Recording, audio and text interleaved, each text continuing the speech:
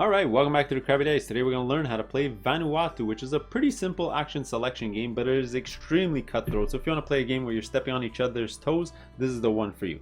Alright, the theme to this game is we're going to be sailing our ship around, trying to score the most points possible because it is a Euro game. Now this, like I mentioned, is going to be the setup and rules breakdown video. Click the link below if you want to see the playthrough or my review on the game. And three things before we start. Please like, subscribe, and comment on my YouTube channel. That'll be fantastic. Let's go. Alright, let's take a look at the setup. Now, before I start, if you want to see me tackle the expansion stuff, it'll be at the end of this video. I'm going to skip it for now. Alright, so for the base game, what you got to start off with is setting up your island tiles. Alright, so this is going to be easy. You're going to have two different kinds. You're going to have some without any lettering. These are your starting ones that we're going to place in a couple of seconds. And then you're going to have lettered tiles from A through F. What you're going to do is set up two different stacks of A through F in alphabetical order. You're going to take one of the two stacks, it doesn't really matter which one, put on top of the other one.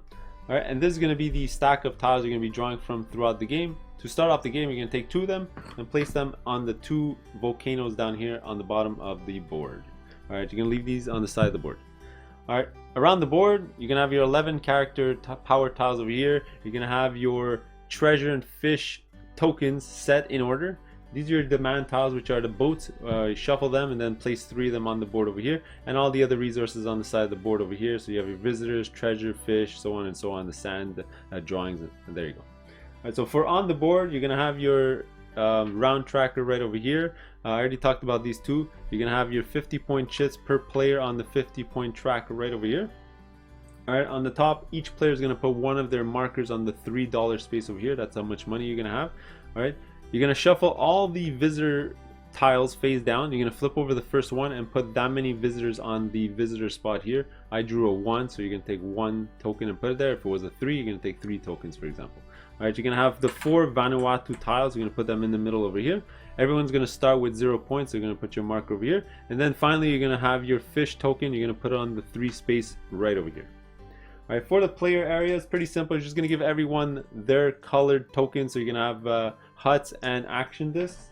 Alright, before I do forget, what you're going to do is you're going to shuffle the 3 starting tiles, flip them over, and place them in the 3 starting locations right over here.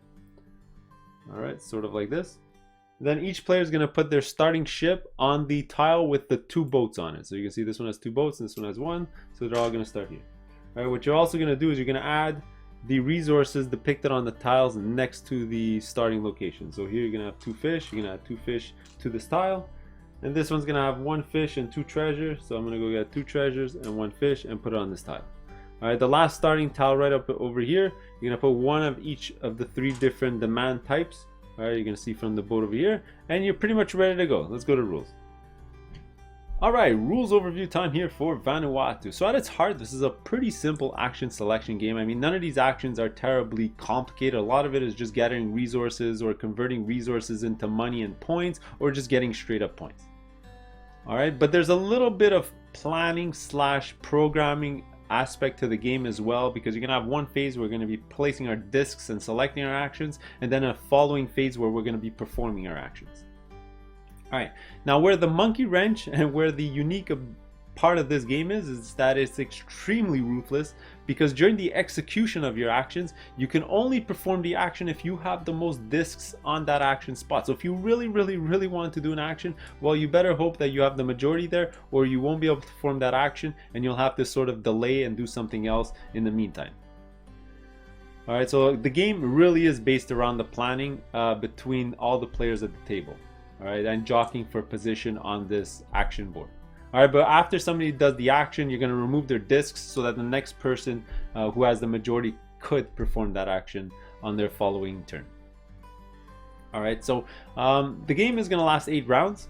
Alright, at the end of 8 rounds, you're going to calculate the points, do some endgame scoring. Whoever has the most points is going to win the game. Alright, and every single round is broken up into the same 5 phases, and that's how I'm going to teach you the game. Let's go through all 5 phases. I'm actually going to go through all the actions and what they do, and also talk about these bonus character tiles, which are all tied into the actions up there, and you're going to get a little bit of a bonus if you pick up one of those tiles. Alright, so let's not waste any more time. Let's get started. Alright, so phase 1 is a setup phase that you're going to do to set up the whole round, and you actually skip this in the first round of the game. Alright, so starting with round 2, then you're going to follow these exact 8 steps in order. So first thing you're going to do is advance the round tracker. Alright, second thing you're going to do is remove all the visitor pawns that are currently in the visitor cabin over here and replace it with a new tile. Alright, and put that many pawns out. So here you go, there's 3. So you'll take out 3 and add it to the cabana. Alright, next you're going to look at the demand tiles over here. If any of these ships are completely filled up with their demands, you're going to remove that ship and add the cubes that are on it back into the general supply and remove this from the game. Alright, then you're going to shift all the other demand tiles up and refill. Alright, if more than one are filled up, do the exact same thing. Alright, so the new one's going to go at the bottom of the stack. Alright, after that you're going to look at all the islands, and all the islands that have no cubes, you're going to fill them up. So this one still has a cube, so you won't do anything, but this one is missing cubes, for example. So we're going to be adding a couple of more cubes. Alright, after that you're going to reset the fish marker back up to 3. Alright, after that the first player is going to take the 2 tiles at the bottom on the volcano and add them to the game board. Alright, couple of rules for placement, they're all over here. You can't have 2 islands touching next to each other, and every tile has to be adjacent or connected to 2 other tiles. So for example, you can't add this tile like over here because it's only touching 1 tile.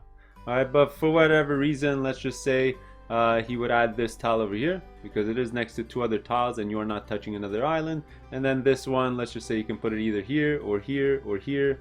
Let's just say he wants to fill out the middle of the board and place it here. Right, after that you're going to fill up those tiles, so the islands are going to have cubes and the ocean spaces are going to have fish and or treasure.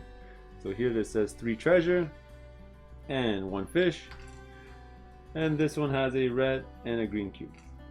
Alright, then you're going to refill. You're going to take it from the top of the stack, take 2 tiles, add them to the volcano spaces, and you're pretty much ready to go. Alright, so phase 2 is selecting a brand new character / bonus tile out here on the side of the board. Now this is chosen in turn order, so first player can choose whatever tile they want. So let's just say they wanted this one, and they get to return the one they previously had from the previous round back into the display. Obviously you skip this during the first round of the game. Now you're going to do this till every single player has taken a tile, and then you'll move on to the next phase. Okay, just a couple of things.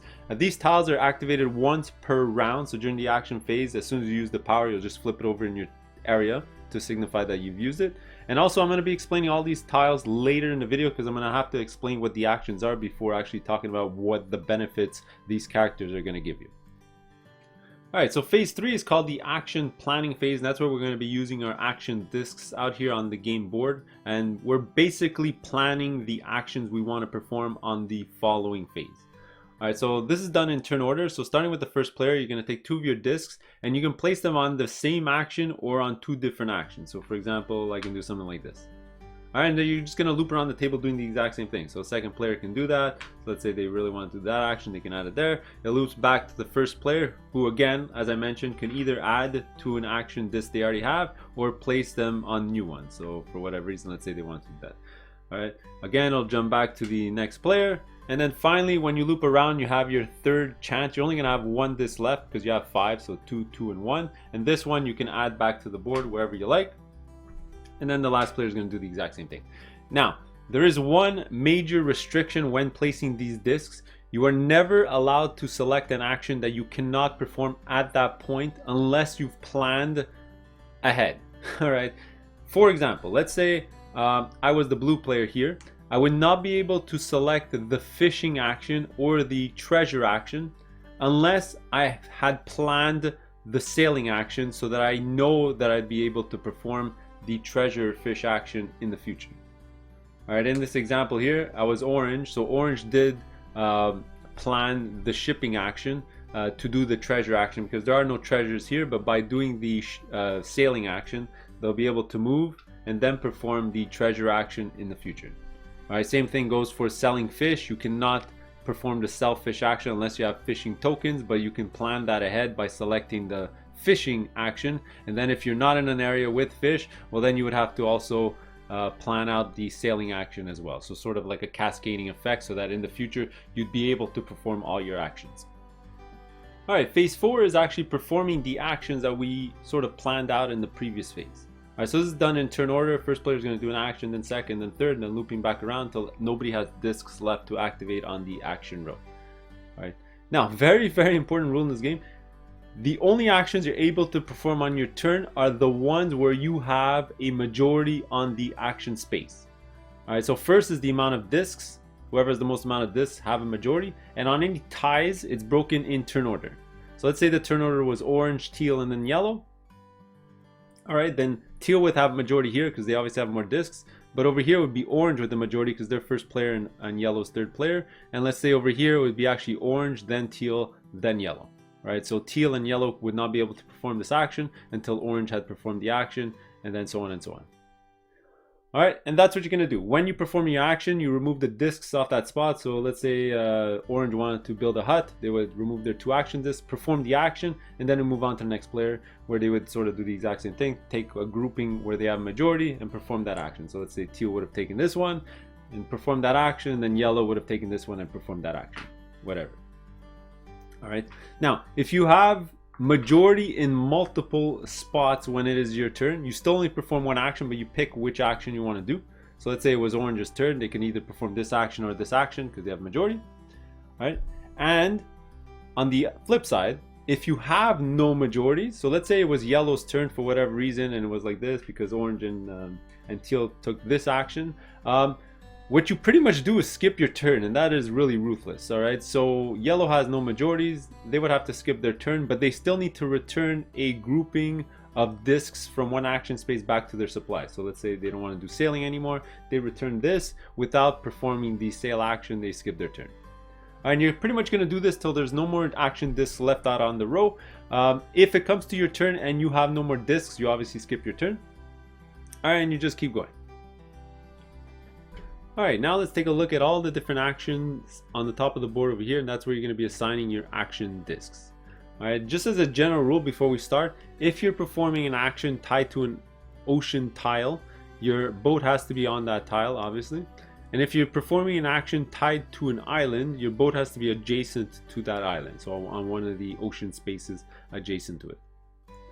All right, so now let's go through all of these actions. All right, so the first action over here is buying and exporting demand goods. All right, and that's taking the good tiles from islands here and adding them to the demand ships over here on the left.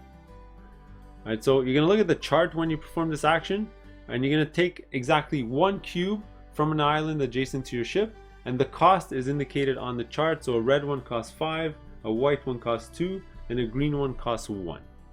Right, after paying, you're going to take the good and add it to the topmost ship that has that requirement. So the top ship here needs 1 of each, so you'll put it there.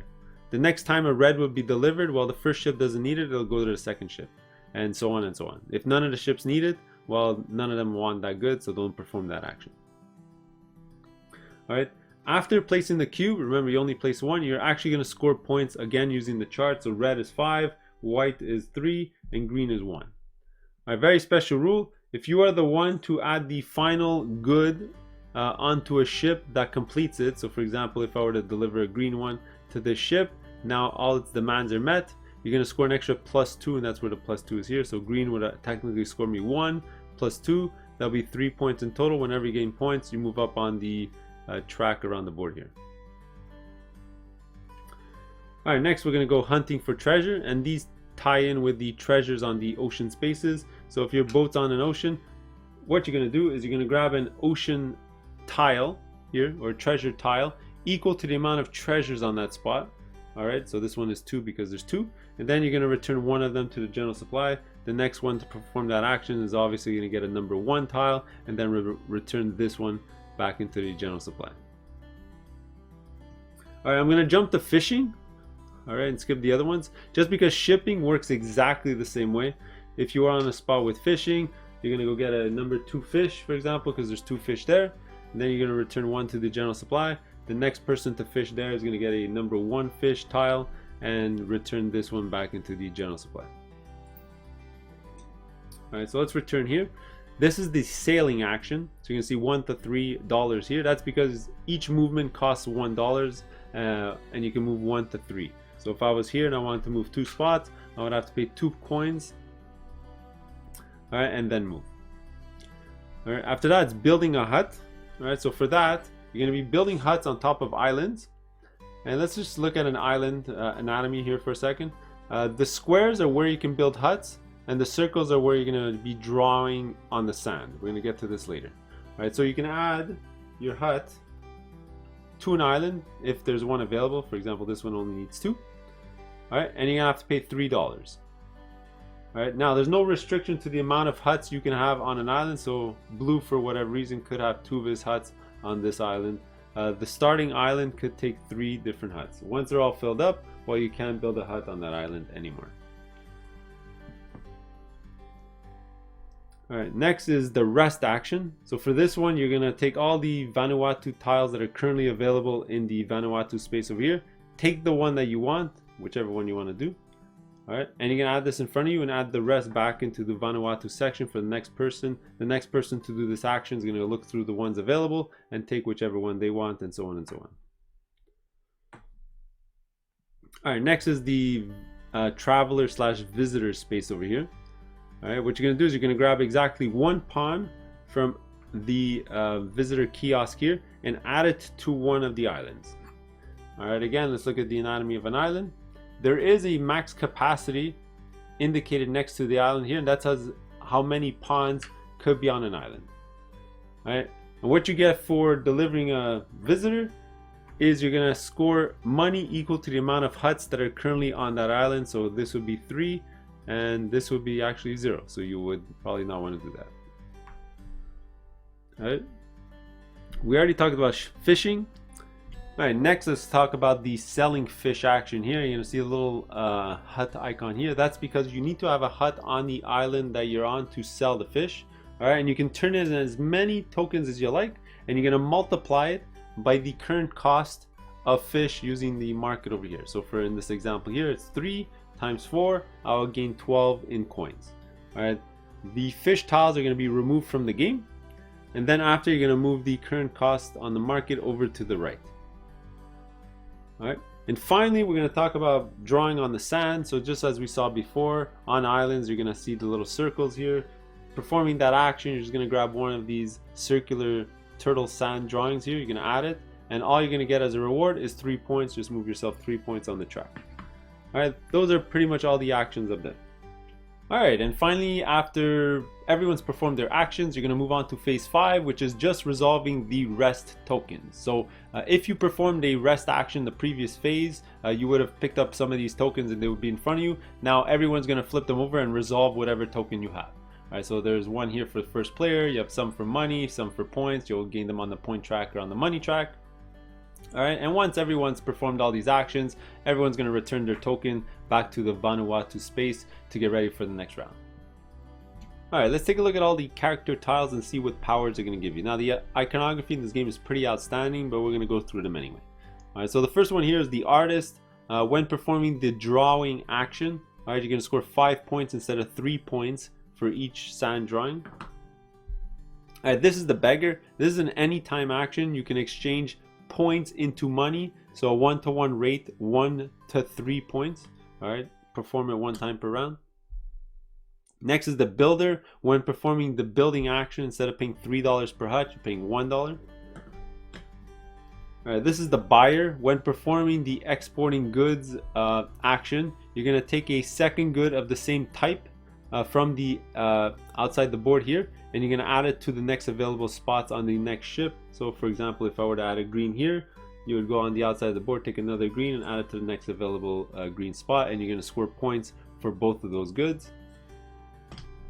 Alright, next is the diver. Obviously, when performing the treasure action, you're going to score money equal to the value of the treasure chit. So if I were to get the number 1 chit, I would get $1 on the track. Alright, next is the fisherman. Pretty much the exact same thing. When performing the fishing action, you're actually going to score points instead of money for the value of the fish tile that you just took. Alright, this is the guide. When performing the transport action, so that's the one with the visitors, alright, you're going to score points. So 2 points per sand drawing on that island. So if I were to add a token here and there was a sand drawing here, I would score 2 points. Alright, this is the navigator. When performing the sail action, alright, you move for free, 1 to 3 spaces. Alright, this is the vendor. When performing the fish selling action, you can do that action even if you don't have a hut next to the island where you want to sell your fish. Alright, so it bypasses that rule. where you need to have a hut on that island. Alright, and then there's two special actions here. These are the only ones which sort of manipulate the discs that are currently on the action spaces. Alright, let's talk about this one first. This is the governor, and she lets you move all your discs from one spot on the board to any other spot. Alright, there you go. And then this is the preacher. This one allows you to perform an action even if you don't have a majority on the board for that action, but you can only perform this action if you don't have any other majorities currently on the board. Alright, so just a clarification how money works in this game. So you're not given money resources from the general supply while you're gaining or losing money throughout the game. So no metal coins, bills, or tokens. Everything is tracked with the Bank of Vanuatu track up here. Alright, so whenever you gain or lose money, you're just going to be going up and down the track. Alright, now, very important rule. Whenever you hit the $10 mark, you actually convert $10 into 5 coins right away, and you don't really have a choice. You have to do it. Alright, so let's say it was the yellow player who would gain $10 doing an action. Alright, they would loop around back to 5. Alright, but they wouldn't have $15. They would actually convert 10 of those 15 into points. So let's give them 5 points. And now, as you can see, they're back at 5. So let's say it was Orange's turn, and they would gain 5 money for whatever reason. 1, 2, 3, 4, 5. Technically they would be at 12, but that's not true because they're going to convert 10 into 5 points. Let's give them 5 points, and now they're only going to be at 2 coins. So if they had to perform an action that required 3 coins, well, they wouldn't be able to do it because they're only at 2 instead of the 12, for example. Alright, and finally, to talk about money is if you are really strapped for cash, this is a free action. You can do this at any point. You can just turn in your treasure tiles at a rate of 1-to-1 into money. Alright, so you're basically exchanging victory points into cash. So for example, yellow can turn in a 2 and they'll make $2 on the track, but then they'll discard this into the discard pile. Alright, and finally, let's talk about endgame scoring. So like I mentioned in the overview, the game's gonna last 8 rounds, and the game ends after the 5th phase of the last round, which is collecting your rest token bonuses. Alright, after that, you're gonna go straight into endgame scoring, where you're gonna score 5 separate things. First thing, whoever has the first player marker at that point is gonna get 3 points. Alright, after that, you're gonna look at all the fish tokens you have left in your supply, and you're gonna get 1 coin per value you have left. So in this case, I'll get 4. Alright, so let's say I was orange, I'll go there. Now remember, if you hit the 10th spot, you're going to gain 5 points on the prosperity track, and there you go. Alright, after that, you're going to exchange your treasure tiles at a rate of 2x. So in this total here, I'll get 6 points. Alright, after that, you're going to get 1 point for every 3 money you have left over, rounded down. So in this example here, teal would get 2 points, orange would get 0, and yellow would get 0. Alright, and lastly, you're going to score 2 points for each visitor on an island with your huts. Alright, so in this example here, there are 4 visitors here, and teal has a hut, so they would score 8 points. But orange, because they have 2 huts, would score 16 points, because they have twice as many huts. You times it by 2. Alright, you add up all that together, you go across the prosperity track. Remember, if you hit 50, just take one of these tokens, and then reset back to 0. And whoever has the most points at that point is going to win the game. Alright, for any ties, the tie is broken by the person who has the most huts on all the islands. Alright, so those are all the rules to Vanuatu. So click the link below if you want to see the review or playthrough video. The expansion rules are coming in a second. Alright, the Deep Waters expansion is an expansion included in the base game box that you can pretty much throw in with experienced players to vary up the game just a little bit. Alright, so what are you going to get in the box? You're going to get some rising water tiles, some water droplets to keep track of how much the island has been flooded, some of these dike tokens, and a die. Alright, so the rules to this expansion, pretty simple. On rounds 2, 4, 6, and 8, you're going to tell by the little icon that's for those rounds, and the rounds are in red. Alright, the first player is going to roll the die. Alright, and these are the amount of total actions that can occur until you need to check for flooding.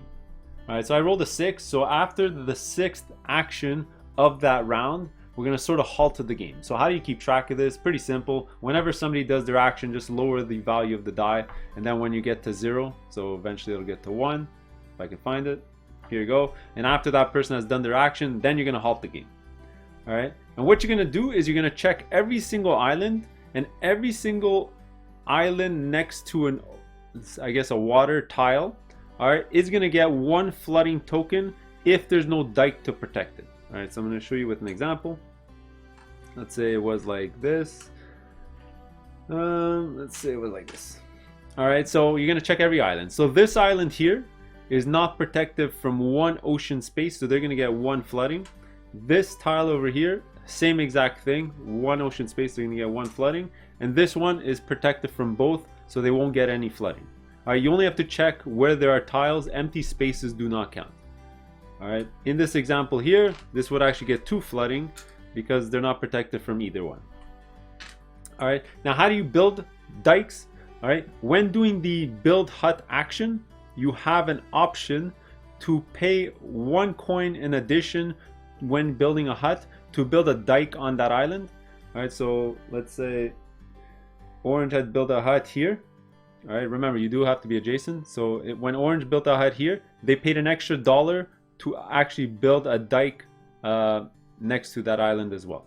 And you can build it on any side even though you're not adjacent. For example, I could have built my dike over here even though I'm only adjacent to this space over here. All right, and all right, very important rule. Water is bad for 2 reasons. A, you're gonna get negative points at the end of the game for the amount of water on the spots with your huts. All right, but more importantly, the whole island disappears as soon as there are 5 tokens on it. So let's just say nobody had ever built dikes here and it eventually rises up to 5 tokens. All right, when that happens, you pause the game, you're gonna remove all the water droplets, you're actually gonna take the completely submerged tile, you're gonna replace it on top, and now that island is as if it never existed. All right, you're gonna remove all the tokens that are on it, so all the visitors leave, all the resources leave, go back to the general supply, and all the huts get removed from the game. All right, and everything gets replaced by a neutral water space that doesn't actually exist anymore. So for endgame scoring, when you hit the last round of the game and you have to score, if there's only 1 water token on that island, if you have a hut that's -1 point, 2 tokens is going to be -3 points, 3 tokens is going to be -5 points, and there's 4 tokens, for example here, all right, Orange will get -7 points, which is quite a bit.